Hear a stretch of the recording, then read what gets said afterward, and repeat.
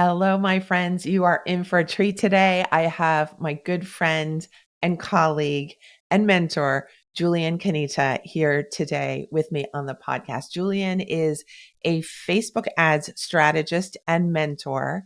And for me, he's so much more than that. He is a genuine soul. He is, I think, an extrovert, if I'm not mistaken. He's great with people. And I've learned a lot just from being in his circle, in the same circle as he runs in the entrepreneurial space. So, welcome to the show, Julian. Thank you, Christina. I'm very grateful to be here. Thank you, everyone, for listening. So, Julian, could you start us off by describing just what you think we should know about you, just to start? Yeah, again, thank you for having me. My name is Julian. I am a Facebook ad strategist and coach from the Philippines, and I'm a father of two kids. I'm a husband, and yeah, I'm an entrepreneur. Mostly doing Facebook ads. I also work as an ICF certified executive coach for business leaders, being able to support them that way as well. And yeah, we're all about growth, especially for business owners and entrepreneurs in all aspects of their life, not just in sales, not just in business, but even in their lives as well. That's what I do. Beautiful. I'm Grateful to be looking here. forward to digging into your different areas of interest and expertise on this episode. Can you tell us, were you always an entrepreneur? Did you start out as an entrepreneur? No, definitely not. I grew up thinking that it's important for me to understand what my degree would be, because that would be that would be a life changing moment. Whatever I choose my degree, I would graduate from that, and that will be my career forever. Um, Funnily enough, the degree that I chose when I went into college was interior design. Um, it was just something I was interested in. The original degree I applied for, I did not pass. So that's where I ended up. And then after 1 year, I switched to hotel and restaurant management, and I love that. I love being able to to prepare like meals, even though I wasn't good at cooking. But particularly preparing drinks. I love drinking. I love being social. You mentioned me being an extrovert. I laugh because really see myself as an introvert, but I do love connecting with people, especially over drinks. So that was fun. Fun fact about me: I actually represented my school in a national cocktail mixing competition, and I was one among the four winners of that contest. So That's fantastic. I did not know that about you. yeah, not a lot of people do. Something I just remembered recently. And that I was a teenager then, and upon graduating, my belief was that the rest of my career, I was going to be a hotels person. Took me about a year to get a job in a hotel, and again, I had that belief that this was going to be my career forever. I was going to live and die in a hotel because I didn't know anything else. So yeah, entrepreneurship was not in the horizon at all for me. None of my parents or my relatives were entrepreneurs. All of them were employees, all thriving in their careers. So really, entrepreneurship was very very far from what I knew and what even I wanted. I never aspired to be an entrepreneur. I was even scared to be one. There was that belief that to be an entrepreneur, you need to have lots of connections and lots of capital and all of these different things, which I didn't have. So, growing up, I just felt that it wasn't in the cards for me. So, well, 20 years ago, version of me would be surprised now. Okay. So, what happened to have you go over that bridge into entrepreneurship? I was growing my career in the hotel industry. I was promoted to supervisor of the reservations team. Um, and then in 2015, it was time for me to get married. And my wife during that time, so she's from the Philippines as well, but during that time she was working as an expatriate in Malaysia. Um, and when we got married, I moved to be with her. So we moved to Penang, Malaysia. And again, because I had that idea that I'd be in the hotel forever, my first instinct was to look for a hotel job there. Unfortunately, it was difficult for me. What happened was, there were a couple of hotels out of the many ones that I applied. There were a couple of hotels which agreed to interview me, but the main problem they had was that, because I was a foreigner, they needed to apply for a work visa for me, and it cost around $2,000 to apply for that, and that's not even a guarantee that I would be given the work visa. On top of that, they would need to defend to immigration that they couldn't get the talent in the country, because that's why they're hiring a foreigner. And my job wasn't necessarily skilled. I was taking phone calls. I was doing emails, which wasn't really like a highly skilled job. So the two people that interviewed me, or two companies that interviewed me, didn't want to take that risk. So I ended up no one wanted to hire me. So that was me for around 3 months. And then one of my friends, or one of the friends of my wife, who was living there as well, um, lent me a book. I remember it was the $100 startup. It was a short book, and I actually could not remember the contents of that book, but I remember what that opened up for me, which was that it was possible. I mentioned earlier, my biggest belief was that I needed a lot of money to start a business. Um, I even remember like my parents helping me out, knowing that I didn't have any job, um, asking me, let me pool money together from your uncles and aunts, and let's maybe start a restaurant or something. So that was my career path.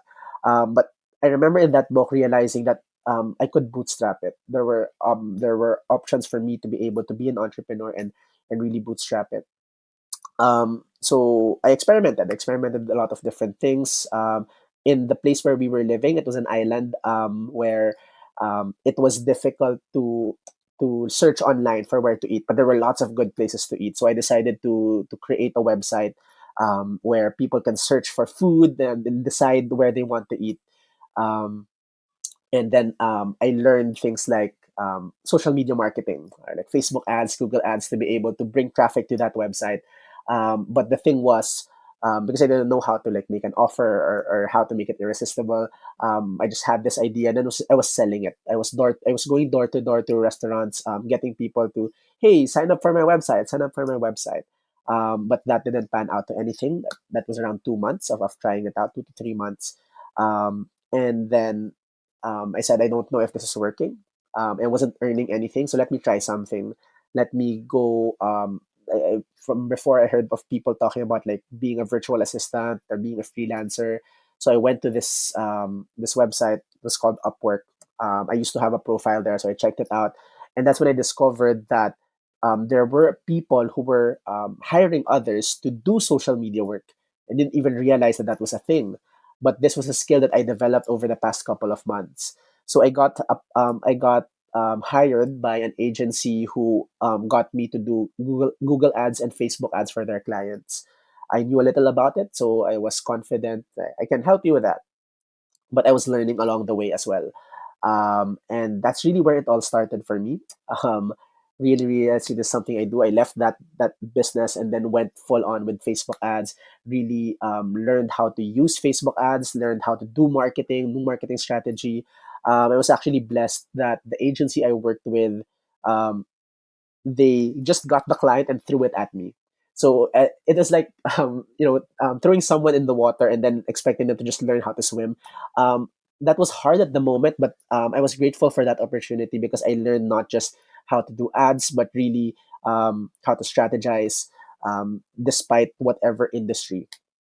Right. And so that was for 2 years. And then I went back to the Philippines in 2017. And then I realized that it was very, very young. Facebook ads was very, very young in the Philippines. So I started to put myself out there. And then, just really, it was from then that it really became a business. I started getting more clients. I started getting invitations to do workshops and talks. And five, 8 years later, no, 5 years later, here I am. So yeah. That's a great story, and I am thinking how many different things you experimented with along the way after saying, after having the belief that once you make a choice for your career, it's permanent. It's your identity almost, that it's something that Yes. you don't leave. So it sounds like the love of your life and moving to Malaysia was a wonderful opening up of your sense of what was out there for you. Yes. For sure. Yes. Yes. Now, were there setbacks along the way and how did you overcome them? Of course, there was. It was very challenging because um, it was a completely different thing. I didn't know anything about like being things like getting clients, right, or putting myself out there. I didn't even like sales back in my job. I would take on calls, and if someone on the call would say no, I would say okay, bye. Right? I wasn't trained to really sell. So so it was hard, definitely, but I think one of the big things that shifted for me, it's interesting you mentioned identity, was that there was this one time um, where I was out with my wife, and then it was a small restaurant, it was a small bar, so we had strangers sit next to us. So the stranger beside me was trying to small talk me and asking, he's asking, hey man, what do you do? And I remember at that point I didn't have any paying clients yet, um, so I couldn't say that I was an entrepreneur. So I remember saying that I just stay at home.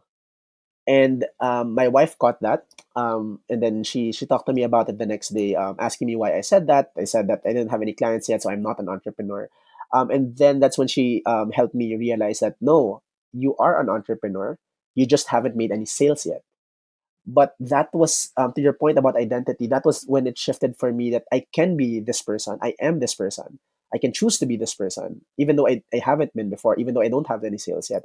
And that's when it all came a bit natural to me, that yes, I am an entrepreneur, so therefore what would I do? And then I think that's for the first time, that's when the scrappiness, the scrappy side of me really wanted to make it work. That's when I did door to door sales. That's when I reached out to my cousin to ask for help. That's when I looked for social media jobs. That's when I learned on my own without having to take paid courses how to do Facebook ads, watching all the YouTube videos, taking all the reading all the free blogs, taking the time to really dive in, um, to make it happen. Because I think um, it was just realizing that if nothing changed, if I didn't change anything, nothing was going to change. You know. So Mhm. even though I was Mhm. never that type of person to do marketing, to do sales, I chose to learn it, to basically get over what I was experiencing. And again, of course, along the way there were some certain hurdles, but I would always go back to that, like who would I need to be and what would I need to do to get over this thing, so that um, I could get past it and move forward. Yeah, Beautiful.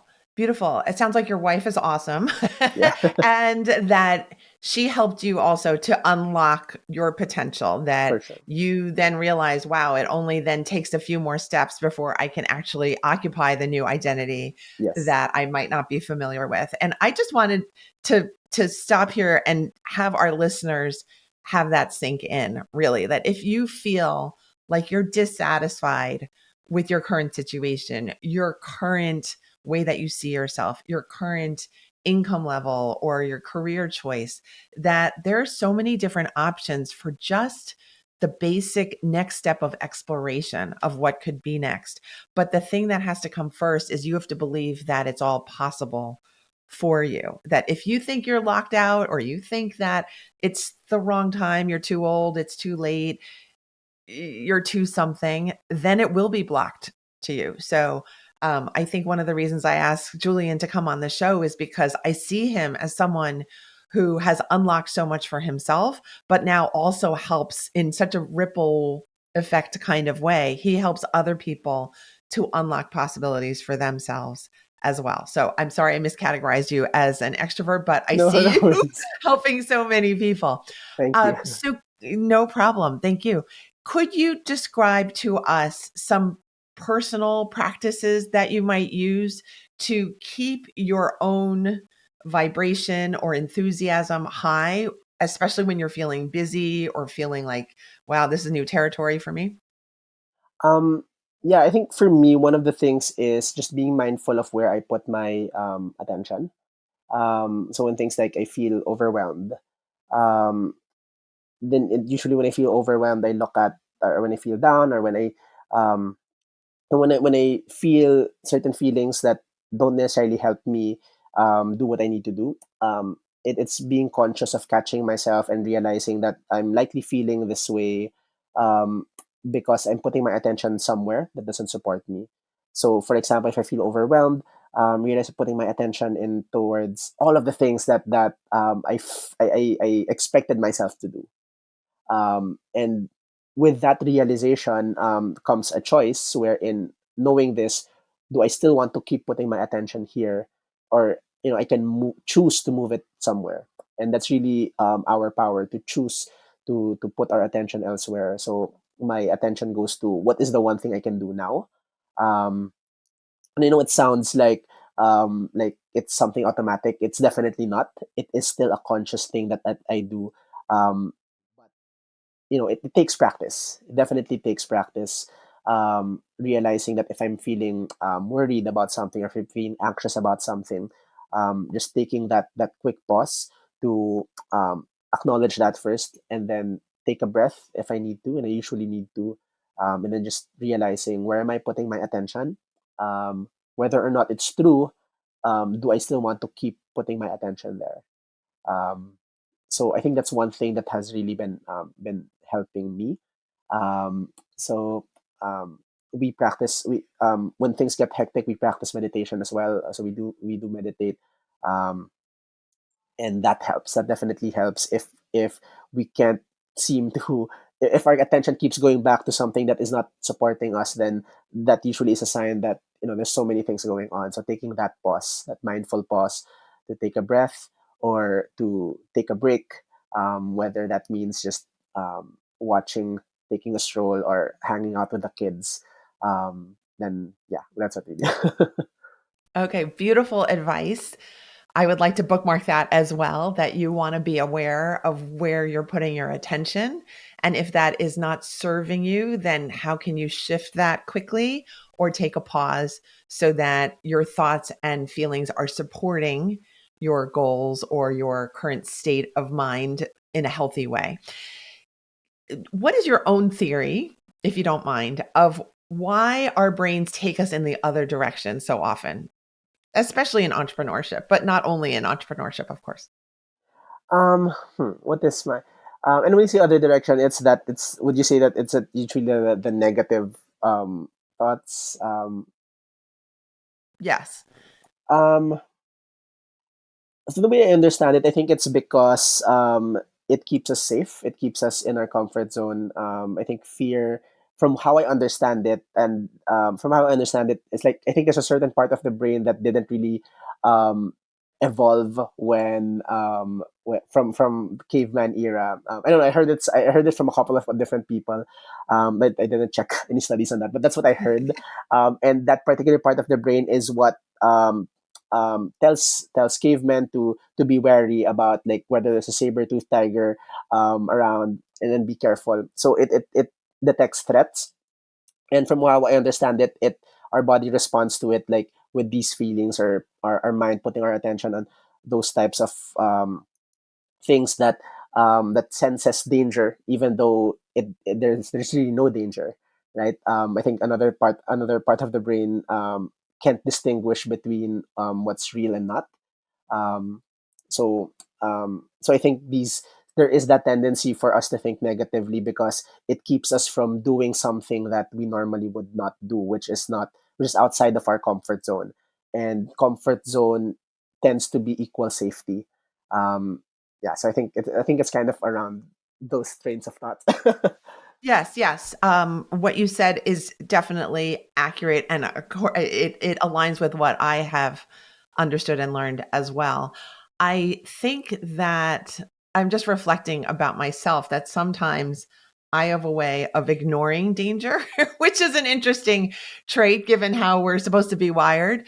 But that can be helpful too, that sometimes I am inclined towards risk because I like having things be exciting, and I like getting into new things. Sometimes I don't like finishing old things, which sometimes is a problem. But I think we each want to evaluate how wedded to my comfort zone am I? And is it helpful to me to be in the comfort zone? I think sometimes we give the comfort zone a bad rap too much, that it can be really nice to have a very nice, comfortable life and you feel like everything is under control. But if you're feeling a sense of dissatisfaction, it may be that you're staying inside this zone a little too frequently and that you can actually expand, like Julian has so bravely done in his life and with entrepreneurship. And uh, there are entrepreneurial types like Julian and myself. And, you might want to just, if you have that little inkling in your heart or in your mind, you may want to just try the next thing. Read the book, The $100 Startup, which is a good book. There are so many different books out there for people in all different areas, really, not just entrepreneurship, really about mindset, about productivity, about changing your life, about getting out of areas that have caused you to feel stuck because of trauma or because of early childhood influences. That really, Julian has showed us today that you can really weave a beautiful life from just what is within you, connecting yourself with the people around you and the opportunities that already exist. You don't have to create a brand new thing. It doesn't have to feel like you're being chased by a tiger. You can actually just gradually put one foot in front of the other and come out a very successful entrepreneur. Julian, can you describe for us your current business and what you do with clients and the groups of people that you mentor? Yeah. I do have certain different aspects of what I do. Number one, I think is we still have an agency. We do Facebook ads for our clients. It's not we're taking on less clients now as compared to before. Just to be able to support our existing set of clients, and at the same time be able to give us time and energy for all of the other things that we still do. We have a membership for Facebook ads and online marketing courses for Filipino entrepreneurs. So that's ongoing. So we support Filipino entrepreneurs and teaching them how to do Facebook ads for their business as well. And then we are in the works of so that's mostly in English and Filipino, but we are also in the works of launching our international program, particularly for online course creators, how to do Facebook ads as well. And then apart from all the Facebook ads work, I still do executive coaching work. So we support business leaders, CEOs to help them, similar to the story about stepping into an identity, helping them step into the CEO role that their business needs them to be so that they can manifest their dream business and dream life. So we do one-on-one coaching with CEOs, COOs, and strategic planning for executive teams. That's pretty exciting. That's it's a lot of fun transformation that happens there. Interestingly enough, though it seems like two different offers like Facebook ads and executive coaching. A lot of the executive coaching clients that I started out with were my Facebook ads clients. So it's very fun and interesting for us to see how we can support our clients that way. First, we'll get them more sales, and then when they're able to grow in their business in a big level, we support them in another way by training their team to really step into the leaders that they need them to be. So yeah, we do a lot of things. Can be exhausting at times, but it's definitely fulfilling as well. Okay, good. I have the impulse to ask you, what is the most surprising lesson or thing that you found out about yourself in the past 20 years? um, I guess there are lots that comes to mind, but I think one of the strongest ones is that um, I never realized that I actually wanted to have a big impact and change the world in my own little way. Um, I think this insight really came from So back in around 2018 or 2019, I was working with one of my good friends and still my client up until today. He is a coach here in the Philippines, and he supports Filipinos to become freelancers, so they can leave their corporate job so that they can spend more time with their families, have a better life. So I've started with his core team when he started. Over the course of the first year, when we had his program, we brought it to 1,000 members. So we were mainly doing Facebook ads. So I had that number. When we were going to do our 1 year report, I had that 1,000 something number ready to report. This was our sales for the past year. Um, and then the CEO, the coach, before we started that meeting, said, "I want to show you something." Then he showed in the screen that particular number, um, which is 1,000 something. And then he asked us, "Do you know what this number is?" And I was ready to answer, like, "That's our sales number for 2018." And then he stopped and said, "This is the number of people whose lives we impacted over the past year." And that's when I realized that the work that I was doing wasn't just, I was helping people get more sales and make them richer. I realized that when I would look at Ads Manager, um, I would see one sale, 10 sales, 100 sales. It's no longer just a number to me. I realized that those are people whose lives are potentially changing. And that was the time when I actually shifted to focus mostly on working with coaches and course creators, because being a product of coaching myself, have seen the transformation of it in myself and in my family, in my close friends, and I want to bring that to more people. And I never realized that I had that longing to yes, I want to be able to provide a good life for my family and run a thriving business, but then realizing that there is this part of me that wants to have that contribution as well. And it was something that wasn't really there before. And yeah, I think it's just timing that it came at the right time, because I started to put again my attention into something a bit deeper than just making money or growing a business. Um, it became about supporting people and helping others, and I'm very very grateful to be a part of to be in a business that allows me to do what I love to do, and create that impact as well. I know not a lot of people have that, but I'm very very grateful that I do. And if we're able to support other people to be in that path as well, then I'd be super blessed to help them do that as well.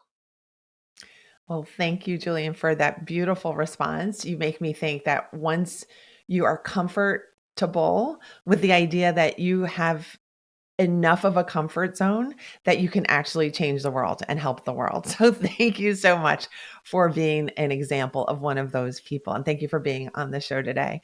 Could you describe to us how our listeners can get in touch with you and or work with you? Yeah.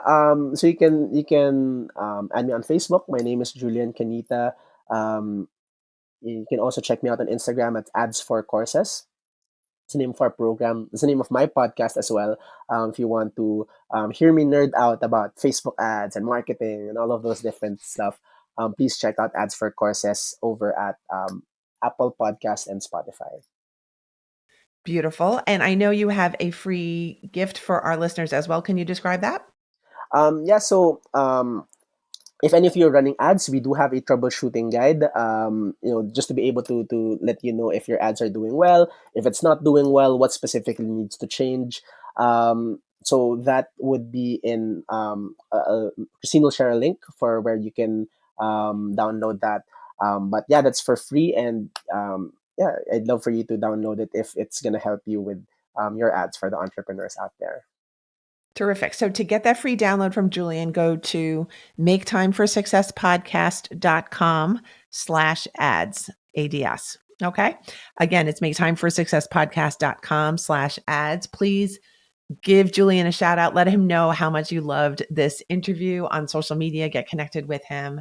And Julian, thank you so much again for being on the show. Thank you, Christine, for inviting me. It's been a pleasure. Thank you so much, everyone. All right, everyone. Thank you so much for being here. And I will see you next Thursday when the next episode drops. Take care.